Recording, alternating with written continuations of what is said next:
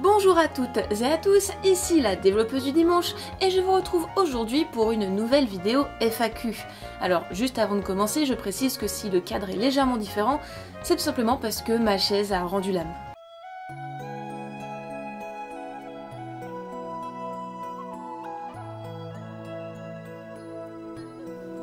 Petit meuble parti trop tôt.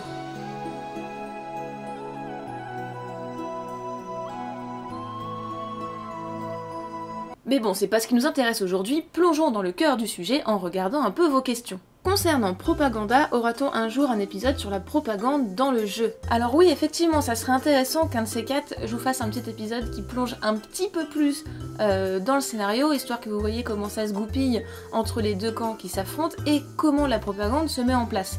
C'est pas pour tout de suite, mais ça va arriver.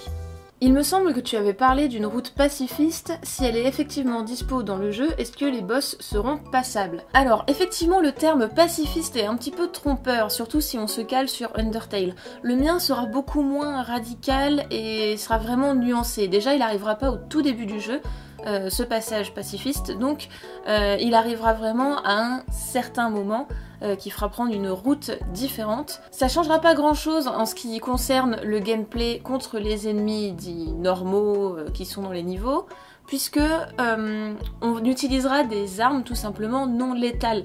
C'est-à-dire que le gameplay restera à peu près le même, sauf que l'issue sera différente, et ça sera vraiment au joueur de faire son choix. Pour les boss, je ne vais pas spoiler plus que ça, mais effectivement, il y aura quelques petits trucs qui font qu'on sera peut-être pas forcément obligé de les tuer à chaque fois. Tu penses que le jeu sera fini quand? Penses-tu à d'autres jeux en plus du visual novel? Alors pour la date de sortie de Propaganda, honnêtement, je ne sais toujours pas.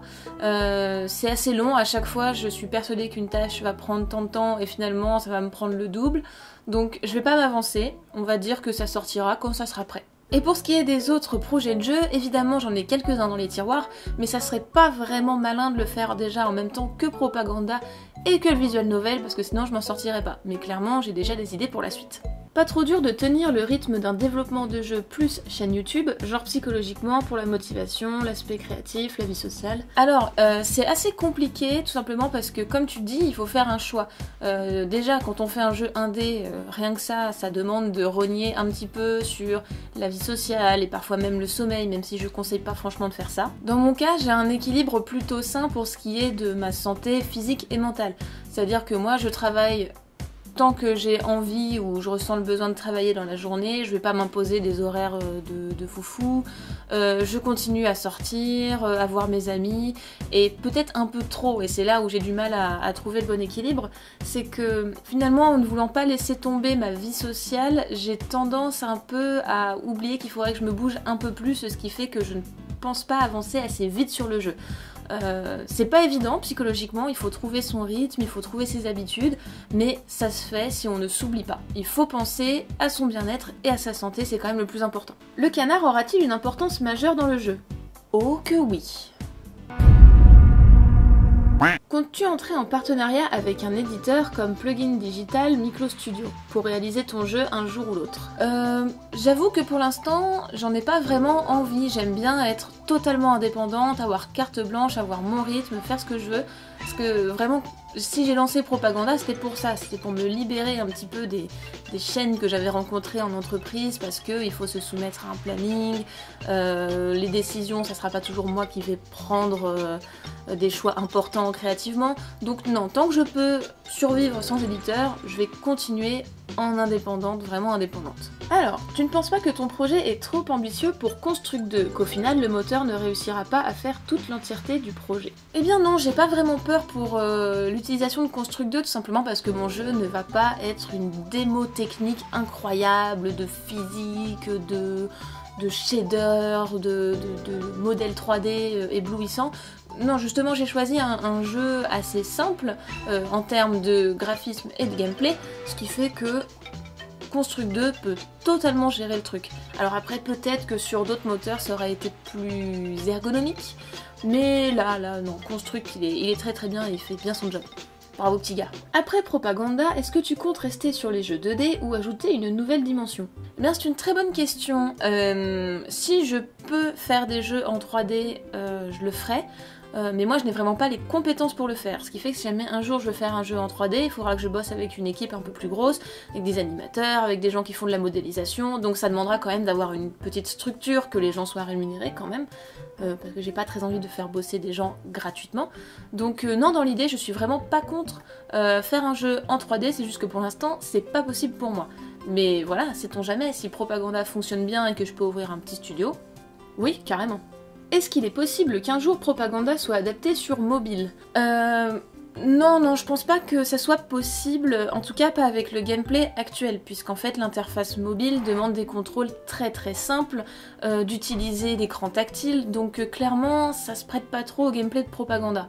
Ça pourrait marcher si j'en faisais une sorte de runner dans lequel on appuie pour tirer, où on clique en gros sur les ennemis, mais pour moi ça nuirait un petit peu à l'expérience que je veux donner. Donc Propaganda sur mobile, je ne pense pas. Est-ce que ça t'intéresserait de faire des analyses de jeux un peu sur le même modèle que Pourquoi c'est cool, et en particulier de leur game design? Ça serait intéressant d'avoir une analyse de titres faite par un game designer alors que la plupart des youtubeurs gaming ne le sont pas. Eh bien non, c'est pas vraiment un exercice sur lequel j'ai envie de me pencher, tout simplement parce qu'il y a déjà des gens qui le font.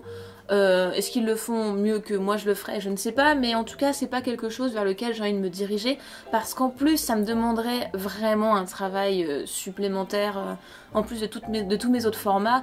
Il faudrait que je joue à des jeux, que je prenne le temps d'écrire tout un article en gros dessus, d'analyse, C'est intéressant, mais moi c'est pas spécialement ce que j'ai envie de faire, et en plus en tant que créatrice de jeux, j'ai pas très envie de donner mon avis sur des jeux.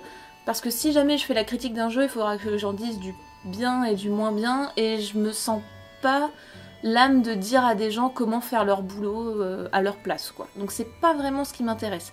Mais je vous recommande la chaîne par exemple de Doc Géraud ou de Miss Mew si les analyses de game design vous intéressent, parce qu'ils le font super bien. Comment ça se porte pour tes finances? Si j'ai bien compris, seul Tipeee te permet d'avoir une rentrée d'argent, ça va toujours malgré ta rallonge de chômage. Alors déjà c'est très gentil de t'inquiéter, mais je vous rassure, tout va bien. Effectivement, Tipeee est désormais ma seule entrée d'argent régulière, puisque ça y est, là je suis arrivée au terme de Pôle emploi. Petites allocations parties trop tôt. Mais en revanche, j'ai une bonne nouvelle, c'est qu'on commence à me contacter de plus en plus pour des missions courtes et des petits trucs rémunérés. Là par exemple cet été, je vais faire des ateliers de création de jeux sur quelques jours et ça sera payé. Donc ça m'apporte un petit complément au Tipeee. Et du coup, ça me fait penser que mon rythme va peut-être se ralentir un petit peu là à partir de maintenant et pendant cet été, parce que justement, je vais avoir pas mal de petits jobs à côté qui me permettront de garder les finances dans le vert. N'as-tu pas peur de ne pas pouvoir terminer ton jeu au vu des nombreuses choses restant à faire? Eh bien, c'est une très bonne question. Effectivement, c'est une espèce de peur un peu latente que je pense peut-être les autres développeurs indépendants connaissent. Mais même si je me persuade que tout va bien, et même si dans l'ensemble tout va bien sur le projet, il y a toujours cette peur de pas y arriver, de pas terminer, parce qu'en plus, plus on met du temps à finir notre jeu, plus on se dit waouh, ça traîne, est-ce que vraiment je m'en sors, est-ce que c'est pas en train un peu de patauger dans la semoule et finalement ce que je fais c'est nul. C'est compliqué, mais non, je pense vraiment que j'arriverai à le terminer.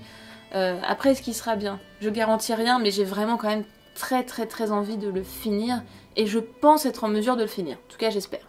Alors, où en es-tu réellement dans l'avancement de ton jeu? Et pourrais-tu, sans trop demander, faire des vidéos sur le pixel art ou encore comment bien gérer son projet de jeu vidéo? Alors l'avancement du jeu se passe plutôt bien, comme je l'ai répété à plusieurs reprises, finalement tout le core gameplay est fait, la majorité des interfaces sont faites, donc là c'est vraiment construire les niveaux, écrire les dialogues, faire les embranchements, ce genre de choses. C'est très long, mais disons qu'on a fait une grosse partie du job quand même. Et pour ce qui est des vidéos pixel art, comment gérer son projet, c'est une bonne idée, mais encore une fois, c'est le temps qui me manque. Si jamais je sens que j'ai l'occasion de faire ce genre de vidéo, pourquoi pas, c'est pas exclu.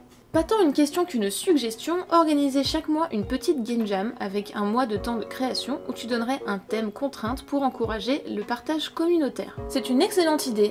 Comme pour la question précédente, encore une fois c'est une question de temps, parce que là j'ai déjà énormément de trucs en retard, mais même sans faire de petites vidéos enregistrées, pourquoi pas effectivement faire une jam et j'en ferai un live Twitch pour regarder ce que vous avez fait. Je te pique honteusement l'idée et je vous tiens au courant si jamais un jour ça se fait.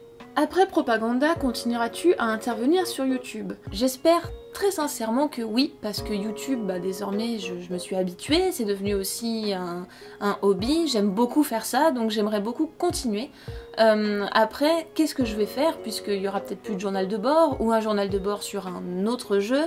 Il y a aussi d'autres formats que j'ai envie d'essayer, donc j'espère continuer sur YouTube après. Mais c'est une tasse renard? Oui. Un renard. À quand les prochains Pourquoi c'est cool? Eh bien figure-toi qu'il y a actuellement un Pourquoi c'est cool en préparation sur un sujet qui me tient beaucoup à cœur et qui en plus se fera avec un petit featuring bien sympathique, donc je vous tiens au courant, continuez à me suivre sur Facebook et Twitter si vous voulez pas manquer la sortie. Comment tu gardes la motivation? Est-ce que t'être lancé dans ce journal de bord t'aide un peu? Genre, est-ce que ça te pousse à avancer sur le projet pour pas faire un épisode pour rien? Eh bien oui, en fait, t'as un petit peu répondu à la question. Moi je garde la motivation grâce en partie à YouTube, puisque finalement je me dis ah, ça fait longtemps que j'ai pas sorti de vidéo, ça serait bien du coup que j'avance un peu plus sur le projet pour avoir quelque chose à mettre dans une vidéo, puisque tout simplement je suis un peu contre l'idée de faire un épisode pour rien. Si j'ai rien à dire, je fais pas d'épisode.